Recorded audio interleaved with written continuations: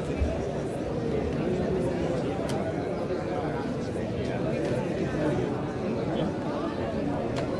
Mirta.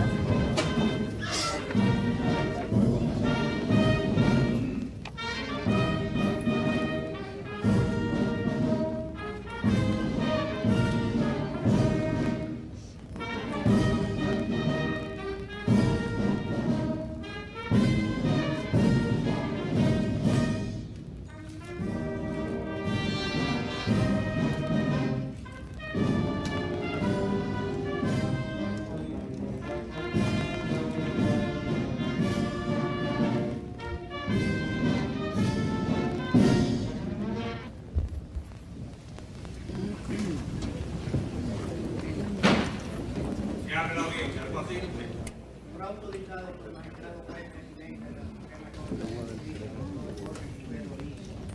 se ha fijado la audiencia solemne del día de hoy para conmemorar el Día del Poder Judicial, según lo establece la Ley 121 de 1927, modificado por la Ley 25 de 1997. El magistrado Jorge Rivero Ortiz dará lectura al discurso de hoy.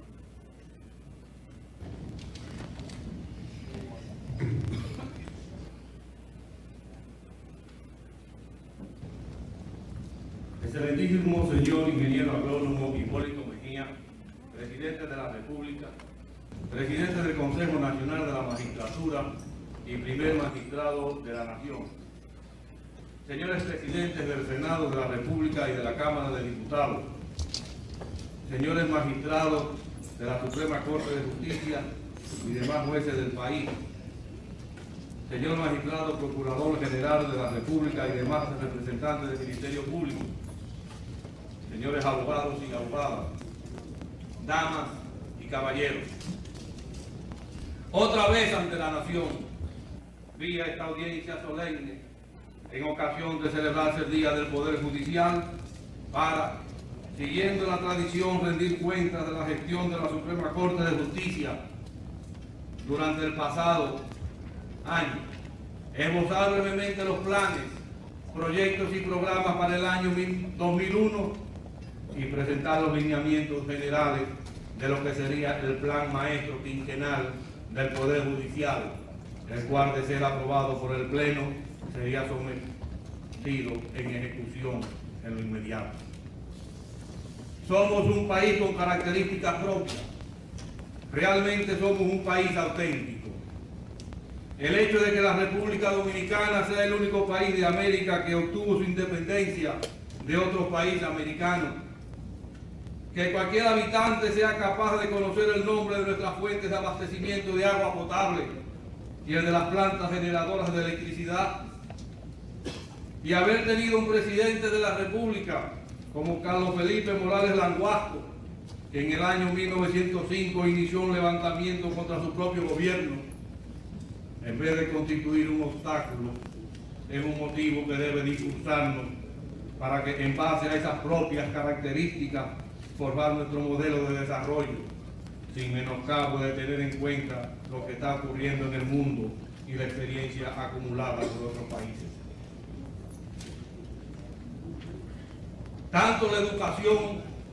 como la protección al medio ambiente y a los recursos naturales deben proyectarse hacia el futuro como sostén necesario, ineludible y base primigenia de nuestro modelo de desarrollo. Los únicos responsables de nuestro desarrollo somos los propios dominicanos. No podemos atribuirle la culpa a otros. No debemos seguir el ejemplo de los curtidores colombianos, de quienes Michael Fairbanks y Stacy Lindsay, en su obra Arando mi hermano, nos relatan que debido al poco éxito que tenían los bolsos de mano fabricados en Colombia, en el mercado estadounidense, cuestionaron a gerentes de compra de la ciudad de Nueva York y estos dijeron que se debía a la poca calidad del cuero con que se fabricaban los bolsos. Dicen esos autores que les informaron de sus investigaciones a los fabricantes y estos afirmaron que no era su culpa, sino la de los curtiembres que ofrecían pieles de baja calidad. Los curtiembres de su lado dijeron que la culpa no era de ellos, sino de los mataderos, porque no sabían cómo matar a una vaca para preservar la piel, porque lo único que les interesaba era la carne. Los mataderos alegaron que la culpa no era de ellos, sino de los ganaderos, porque habían tantos ladrones que tenían que marcar la red, dañando la piel. Los ganaderos negaron toda la culpa, diciendo que la culpa era de las vacas, porque éstas se rascaban contra el alambre de púa, lastimándose la piel y dificultando la obtención de un producto de calidad.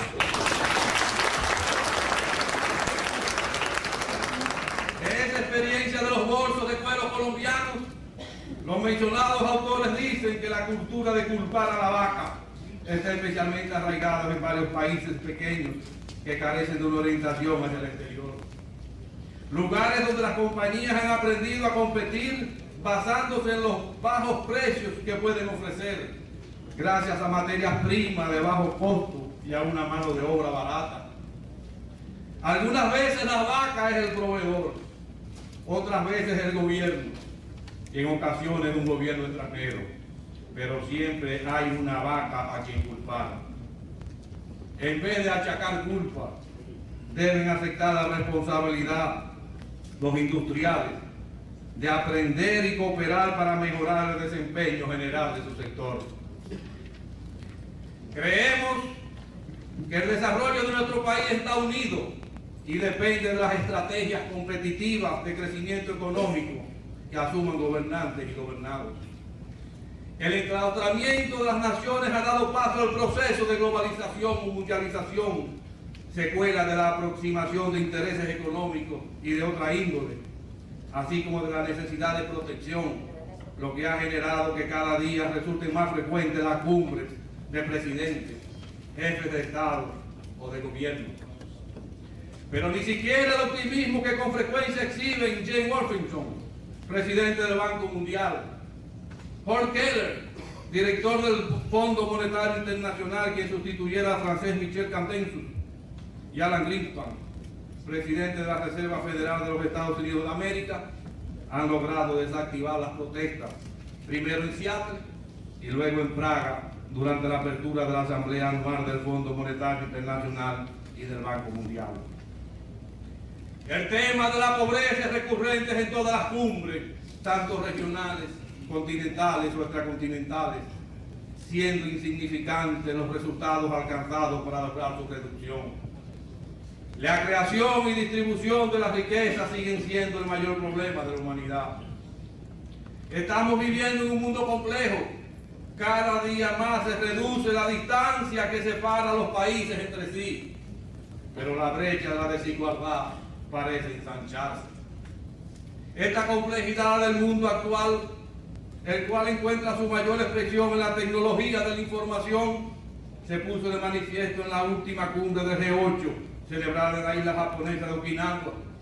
la cual reunió a los líderes de los países más poderosos del mundo, que suscribieron la Carta de Okinawa sobre la Sociedad Global de la Información y un grupo de trabajo sobre la oportunidad digital. No obstante este avance y el propósito de extender el Internet por el mundo para frenar la brecha tecnológica entre los países, Juan Carlos Galindo, en un reportaje contenido en la revista Ahora, se pregunta: ¿para qué quieren una oportunidad digital los 880 millones de personas que carecen de acceso a servicios de salud? Los 2.600 millones de personas que no disponen del sustento básico, los 840 millones de desnutridos o los 900 millones de analfabetos. Señores, parece que no cabe duda de que los países, presionados cada día por la necesidad de una interacción de sus sistemas económicos mundiales, requieren de una conciliación entre el gasto social y el gasto corriente, que sea capaz de mantener al mismo tiempo la estabilidad económica, pueda satisfacer las necesidades más perentorias de la población, así como del establecimiento no solo de principios económicos paradigmáticos, sino también de principios éticos que permitan que los países más pobres no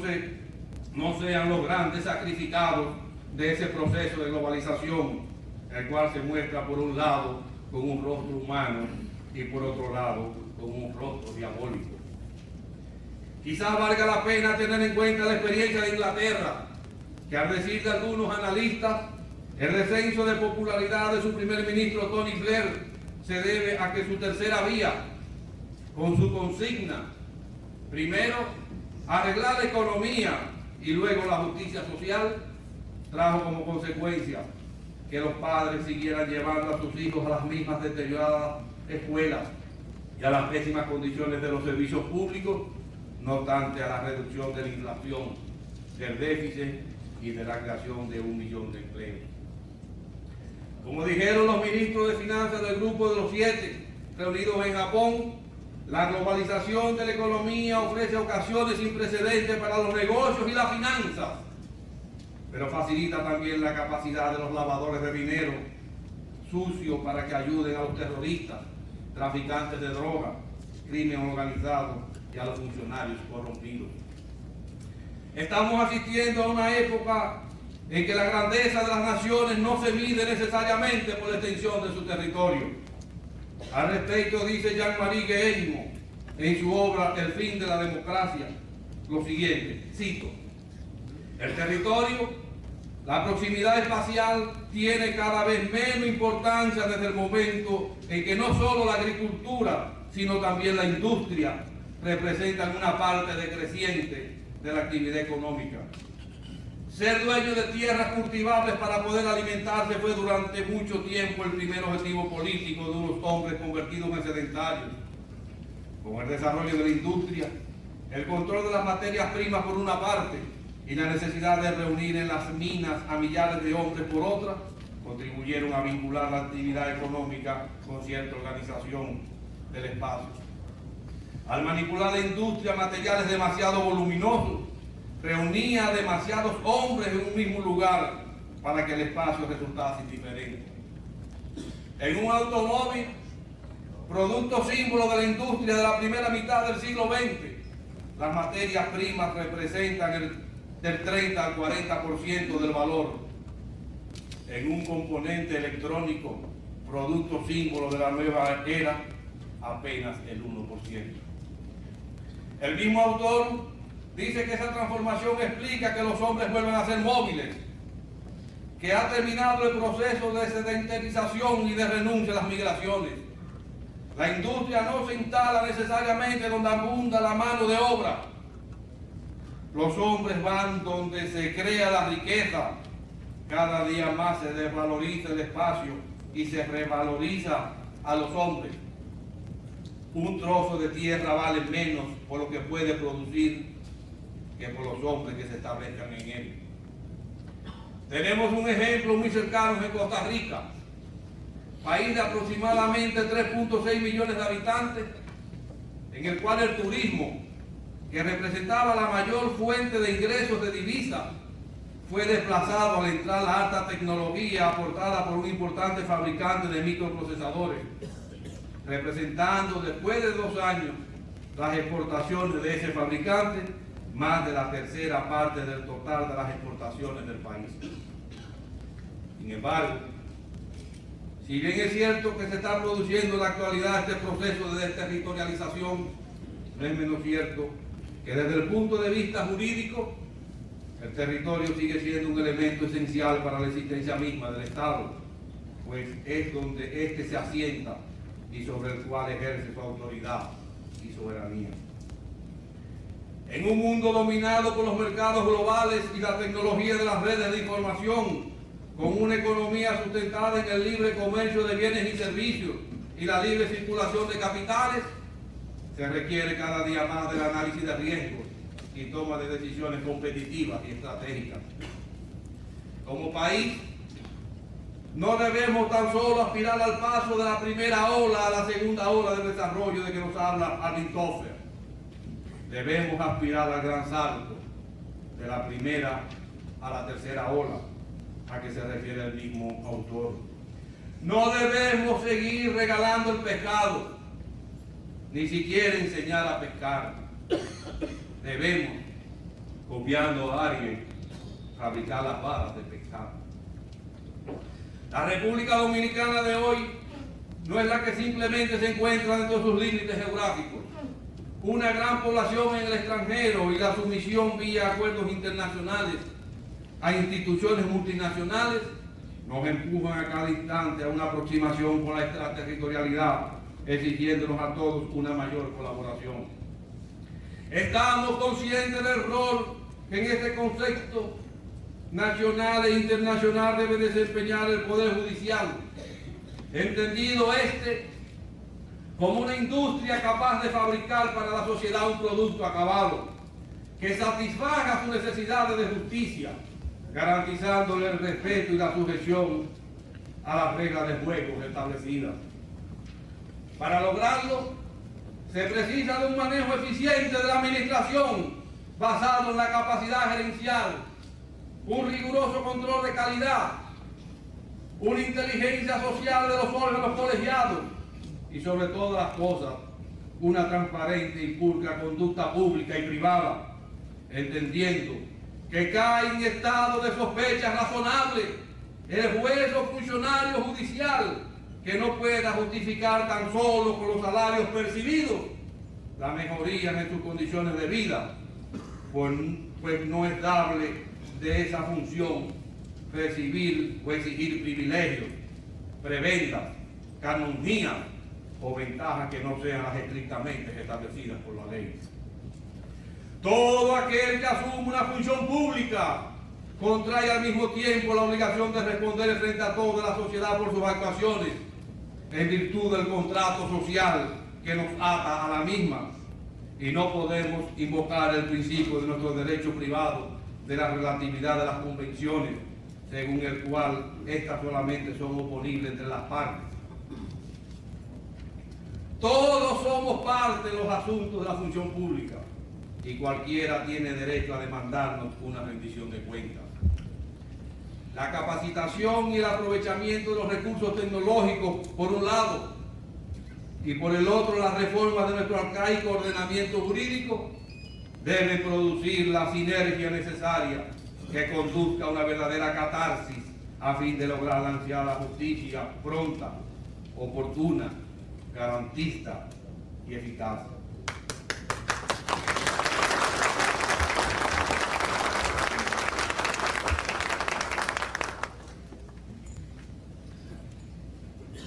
La respuesta positiva que el Poder Judicial tiene que darle a la sociedad dominicana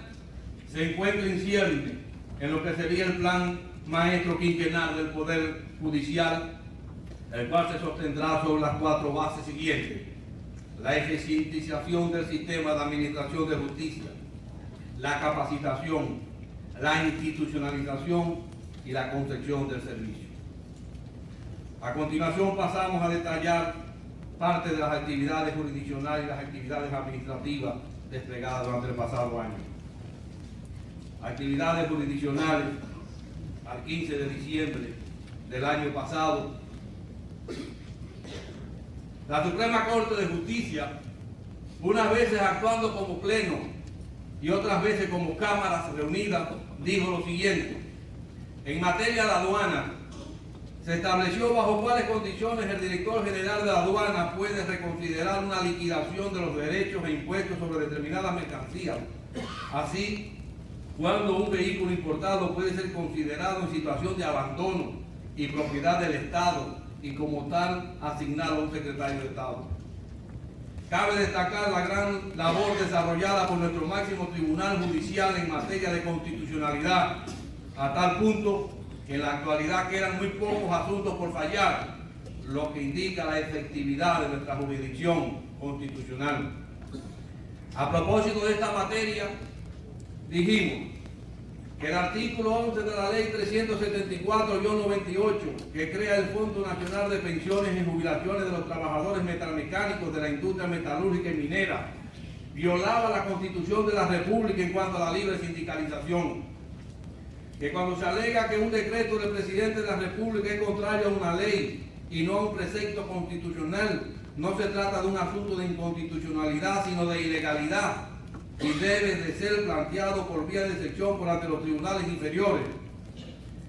Que los fondos de pensiones y jubilaciones creados en beneficio de determinados trabajadores son constitucionales. Que la gratuidad de la justicia consagrada por la Constitución significa que los jueces no pueden cobrarle honorarios de ninguna clase a las partes en pugna para dictar sentencias. El artículo 1463 del Código Civil, al obligar a la mujer divorciada o separada de cuerpo a aceptar la comunidad de bienes en un plazo de 3 meses y 40 días, era contrario a la Constitución de la República.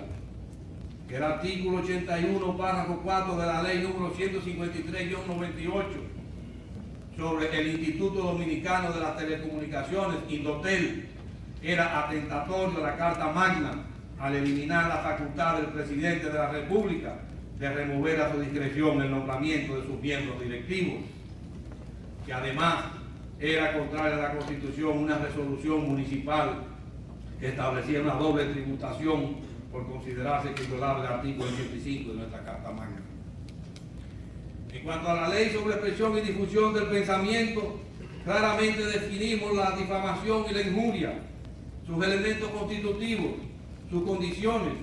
las personas responsables, la diferencia entre la prensa escrita y la no escrita, el desistimiento, la prescripción, así como la diferencia entre la acción con respecto al autor principal y al cómplice. Bajo el entendido de que el régimen disciplinario tiene por objetivo contribuir a que los jueces cumplan leal, eficiente y honestamente sus deberes y responsabilidades a fin de mantener el mejor rendimiento del Poder Judicial, así como procurar el adecuado y correcto ejercicio de los derechos y prerrogativas que se consagran en favor de ellos, y que al mismo tiempo el objetivo de la disciplina judicial es sancionar el respeto a las leyes, la observancia de una buena conducta y el cumplimiento de los deberes oficiales por parte de los funcionarios y empleados judiciales. Se procedió a sancionar ejemplarizadoramente a jueces, notarios, alguaciles y abogados. Tenemos el firme propósito de seguir manteniendo una estricta supervisión de la conducta de los dependientes del Poder Judicial, a fin de que éste siga afianzándose cada día más entre todos los dominicanos. En cuanto a las decisiones dictadas mediante autos por el presidente de la Suprema Corte de Justicia, en virtud de lo que dispone el artículo 25 de la ley número 25-91, se expuso que el apoderamiento directo para ser admisible requiere de la firma del agraviado, salvo el caso de un poder especial, así como la necesidad de que el querellante articule los hechos a fin de que el presidente pueda ponderar los méritos, por lo que la simple solicitud de fijación de audiencia no es suficiente para darle cumplimiento al referido artículo 25. Que la regla electa una vía non dancur recursos alteran permite al presidente desestimar la querella cuando las condiciones de aplicación de estas reglas se encuentren reunidas. La labor de la Cámara Civil de la Suprema Corte de Justicia se resume en los principios señalados a continuación. Para que la hipoteca judicial provisional tomada en virtud del artículo 54 del Código de Procedimiento Civil pueda ser convertida en definitiva, no basta con la existencia del crédito. Se precisa además que haya intervenido una sentencia con autoridad de cosa juzgada que condene al deudor al pago de la obligación contraída. De igual manera, dicha Cámara dijo, refiriéndose a la sentencia de adjudicación, que esta es la que se dicta el día de la subasta y no la que es dictada con posterioridad al día de la venta. A propósito de la ley de cheque, expresó que la prescripción de 6 meses establecida por el artículo 52 de dicha ley solo se aplica a las acciones cambiarias, de lo que resulta que no impide el ejercicio de cualquier otra acción de carácter civil regida por el derecho común. Sobre los notarios dijo que la facultad legalmente atribuida a esto se extiende a los actos en que una persona puede tener interés de hacer comprobar legalmente un hecho,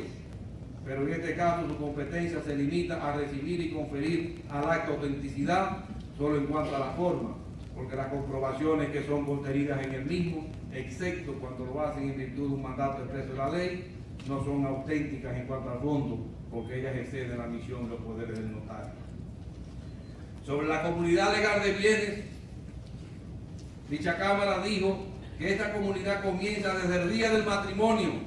y que no puede estipular que comience en otra época. Interpretando el artículo 20 de la Ley sobre el Procedimiento de Casación, se expresó que se viola dicho texto legal y por tanto se incurre en el vicio de exceso de poder cuando la Corte de Review no se conforme estrictamente con la decisión de la Suprema Corte de Justicia de resolver exclusivamente sobre el punto de derecho juzgado por esta. Sobre la competencia del juez de los referimientos,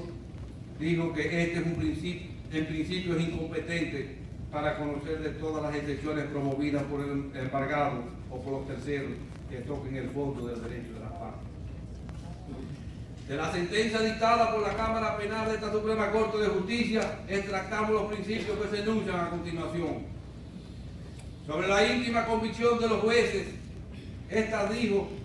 que si bien es cierto que el tráfico de drogas es el peor de los flagelos que padece actualmente la humanidad, y que el celo y el empeño de las autoridades para conjurarlo y combatirlo es encomiable,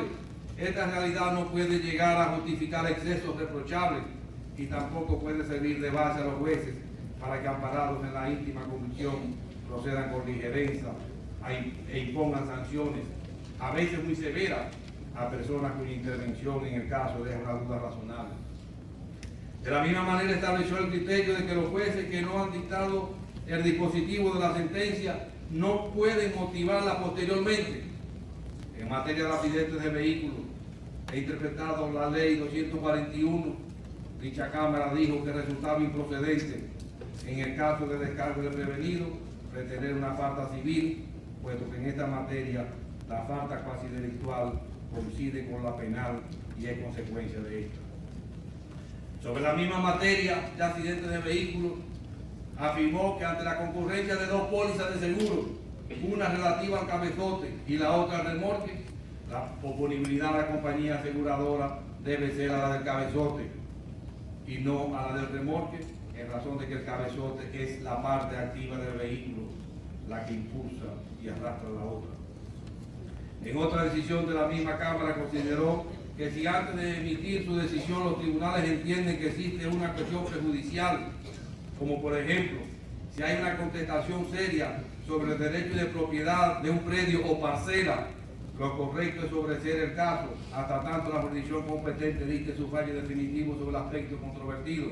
entonces proceder en consecuencia, pero no declinar el asunto por ante otra jurisdicción como se hizo en especie juzgada.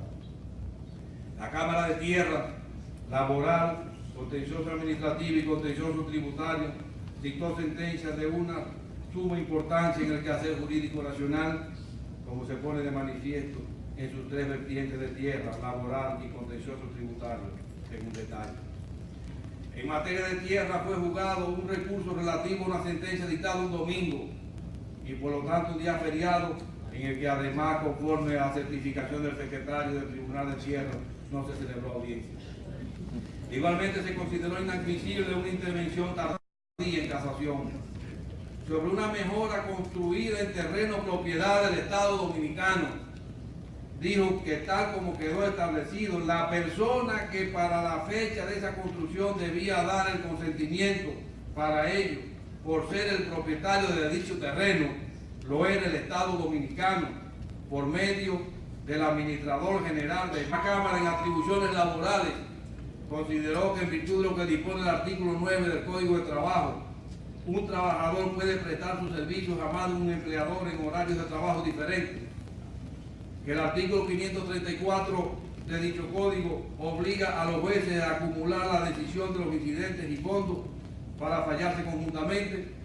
pero que el fondo solo será decidido si el incidente planteado es rechazado por el tribunal, puede ser admitido, no es posible una decisión sobre lo principal. Que cae entre las facultades del juez de los referimientos que ordena la suspensión de ejecución de una sentencia, fijar las condiciones y regulación de la fianza, que tratándose de un recurso de casación, el recurrente no tiene que depositar copia de la sentencia impugnada, porque el secretario del tribunal debe remitir el expediente. También decidió que cuando las condenaciones son indivisas a más de una persona, el recurso de apelación interpuesto favorece al otro que no lo interpuso. Que la sentencia que reserve el fallo para decidir la incompetencia es una sentencia preparatoria. Dicha Cámara, interpretando la ley número 141-97 sobre capitalización de las empresas públicas, dijo que esas disposiciones que transfiere todo el pasivo de una empresa pública sometida a ese imperio del Estado Dominicano no derogan las normas del Código de Trabajo sobre cesión de empresas,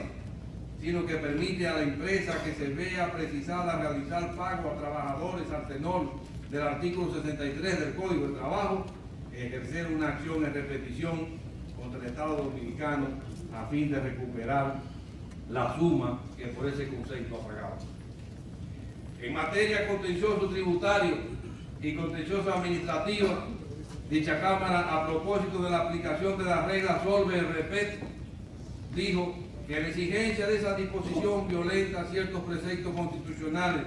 que son pilares esenciales del régimen democrático, como son los principios del derecho de defensa, el de la igualdad de todos ante la ley y el libre acceso a la justicia, lo que está consagrado por el artículo 8, ordinarse 2 y 5 de la Constitución de la República, así como el artículo 8 de la Comisión Americana sobre los Derechos Humanos por parte de San José de Costa Rica. Todas estas decisiones de las cámaras han sido tomadas por ellas de manera total y de manera independiente, sin ningún tipo de intervención del presidente de la Suprema Corte de Justicia. Cada cámara ha sido responsable de sus propias decisiones. Como complemento a las labores expuestas anteriormente, es preciso destacar que durante el pasado año recibimos 2.020 recursos de casación. Dictamos 2.762 sentencias y resoluciones administrativas. Celebramos 1.341 audiencias. Pasamos expedientes al Procurador General en un número de 1.617. Juramentamos 1.475 abogados, así como 31 notarios no designados por esta Suprema Corte de Justicia. Hemos dictado 16 resoluciones de interés general, entre las cuales cabe destacarse 5 resoluciones relativas a los tribunales de niños, niñas y adolescentes.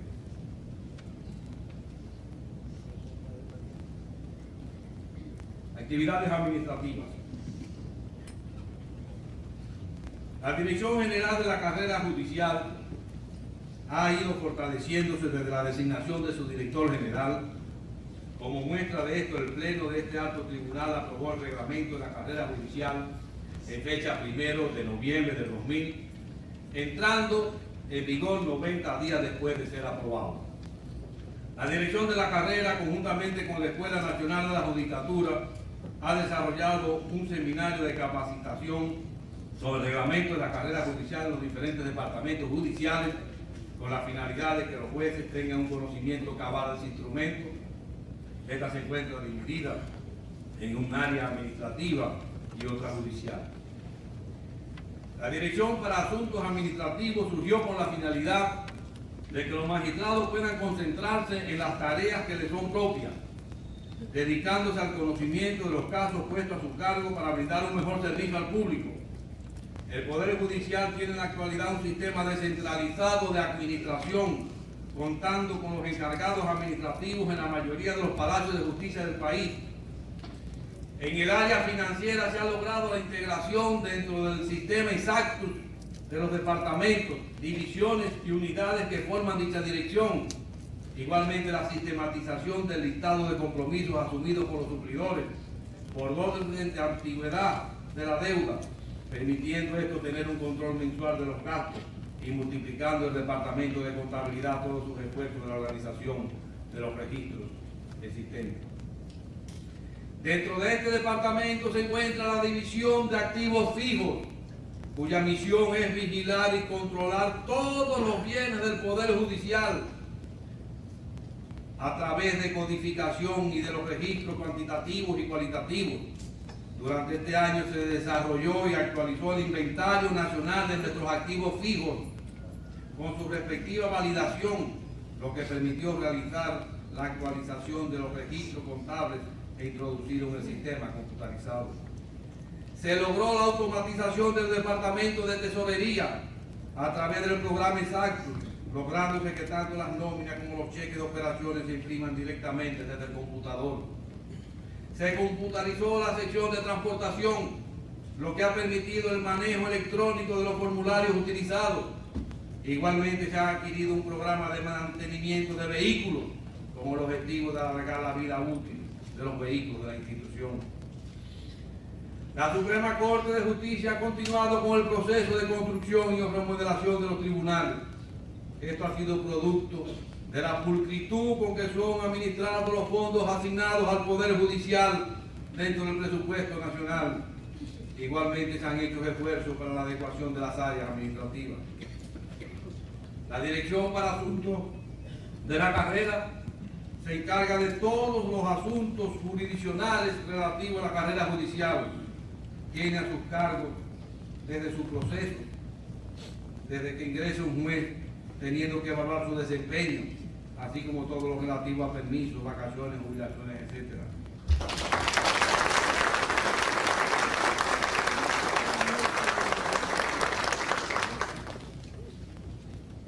Es importante destacar el convenio suscrito con la honrosa presencia del presidente de la República de fecha 9 de noviembre del pasado año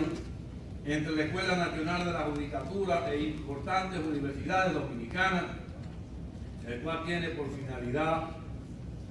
de manera fundamental, mejorar la calidad académica de los egresados de las escuelas del derecho.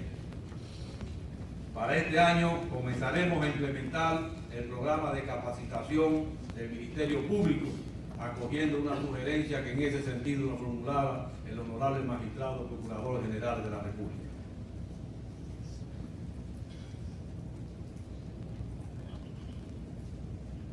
Como parte del proceso de institucionalización, este alto tribunal ha ido fortaleciendo los departamentos de auditoría e inspectoría judicial. De esta forma tenemos control de nuestras cuentas y del uso que se le da al dinero de que somos receptores. El Departamento de Inspectoría Judicial se ha encargado de realizar todas las investigaciones derivadas de las denuncias serias interpuestas no solamente contra jueces, sino también contra empleados y auxiliares de la justicia. Durante el pasado año fue ardua la labor desarrollada por la Suprema Corte de Justicia en la jurisdicción de tierra. Se ha remodelado gran parte del área física de las instituciones que la conforman, es decir, el Tribunal Superior de Tierra, el registro de títulos y mensuras catastrales. También, como hemos señalado anteriormente al reseñar la labor de nuestro Departamento de Informática, se han instalado diferentes programas informáticos que han facilitado las labores de esa dependencia. Con relación al programa de modernización de la jurisdicción de tierra, auspiciado por el Banco Interamericano de Desarrollo, BID, el pasado año ha sido muy fructífero. Hemos obtenido la elegibilidad después del cumplimiento de todos los requerimientos del banco, entre los que se encontraba la constitución de la unidad ejecutora del programa, establecida de conformidad con lo aprobado por el Pleno de este alto tribunal. Se nombró el director ejecutivo luego de que la Comisión de Evaluación y Selección de Proponentes realizara un concurso público nacional y el banco otorgara la no objeción al informe final de evaluación y autorización. Y finalmente, mediante concurso público internacional, se procedió primero a la preselección de firmas consultoras y luego a la posterior contratación de la firma Louis Berger Group Incorporation. Esto refleja el volumen de las operaciones inmobiliarias registradas en el Distrito Nacional. Por su parte, la Dirección General de Mensuras Catastrales durante el pasado año ha realizado una excelente labor reestructurando completamente su administración. Es importante destacar el interés que tiene la Suprema Corte de Justicia en seguir fortaleciendo la jurisdicción de tierra a fin de seguir brindándole al sector público, como el Instituto Agrario Dominicano, Secretaría de Estado de Agricultura, Instituto de Recursos Hidráulicos, Catastro Nacional, todo el respaldo que se requiere. En cuanto al Departamento de Niños, Niñas y Adolescentes, durante el pasado año fueron ostensibles los logros de ese departamento, entre los cuales hay que citar los pasos para dar a la publicidad la protección que deben gozar los niños, niñas y adolescentes, editándose un libro y disquete con la recopilación de todas las resoluciones sobre la materia. El departamento se encarga de llevar un control mediante formulario de la labor realizada por los tribunales y cortes de niños, niñas y adolescentes. De igual forma, de velar por el adecuado funcionamiento de los 10 tribunales y 5 cortes que en la actualidad conforman esa jurisdicción, sirviendo de canal entre ellos y la Suprema Corte de Justicia. Y la Reina Sofía, soberanos de España, visita que interpretamos como un reconocimiento al Poder Judicial. Insospechados a mediados del año 1997, hablándose actualmente en el extranjero del modelo dominicano en el ámbito de la reforma judicial. Sin embargo, aún tenemos una superficie porosa a través de la cual se permean ciertas inconductas que el máximo Tribunal Judicial de la República ha sancionado cuando han sido detectadas y que se mantendrá alerta para su prevención y para su castigo. Durante el pasado año comenzamos la campaña denominada Informando para la Transparencia, y es nuestro propósito en el presente, comenzando en este mismo mes, dar a conocer a la población la forma y manera en que son gastados los fondos otorgados al Poder Judicial, para lo cual, aun cuando ninguna ley lo disponga, procederemos a publicar mensualmente en los medios de comunicación los resultados de la ejecución presupuestaria. La incipiente credibilidad en el Poder Judicial Dominicano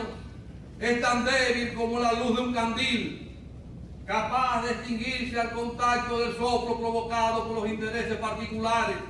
o por las apetencias políticas. Corresponde a la sociedad mantener encendida, cuan llama, motiva esa luz de esperanza, señalando los fallos del proceso, pero también aumentando la autoestima de los responsables de la administración de justicia, elevando su moral en pro de lograr su fortalecimiento institucional. Finalmente, señores, permítanme una reflexión. La función pública precisa de una regeneración de los valores morales y éticos para liberar a la buena conducta del secuestro a que muchos la han sometido. Debemos ir pensando en la elaboración de un código de ética de la función pública a fin de mantener un óptimo nivel de excelencia y rectitud en la conducta de los servidores públicos, reuniendo en un solo cuerpo las normas de principios éticos que deben regir el desempeño de sus funciones. La inconducta y su máxima expresión, la corrupción, no prescriben jamás en la conciencia nacional, pues esta nos recordará perennemente su impunidad. Muchas gracias.